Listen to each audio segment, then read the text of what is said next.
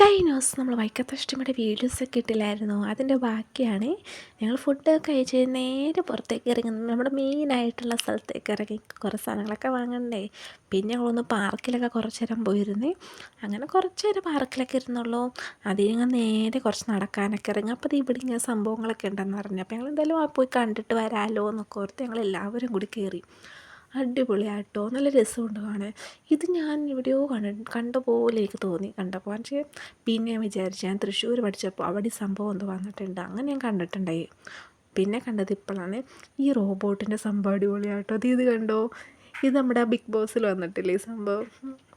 പിന്നെ ഞങ്ങൾ പിള്ളേരൊക്കെ ആയിട്ട് ഇവിടെയൊക്കെ കളിക്കാനൊക്കെ കയറി. അടിപൊളിയായിരുന്നു കേട്ടോ. പിന്നെ കുറച്ച് വീഡിയോസൊന്നും എടുത്തില്ല, കാരണം കുറച്ചൊന്നും എടുക്കാനേ പറ്റിയില്ല. പിന്നെ ദേ ഇവിടെ എല്ലാവരും കൂടി കരിക്ക് ഷേക്കും കാര്യങ്ങളൊക്കെ കുടിക്കണം. എനിക്കാണെങ്കിൽ കരിക്ക് ഷേക്കൊന്നും കുടിക്കാൻ തോന്നിയില്ല. പിന്നെ തിരിച്ചിങ്ങാടെ വന്നപ്പോൾ ഇവിടെ കുലുക്ക് സർബത്തും കാര്യങ്ങളൊക്കെ കൊടുക്കും.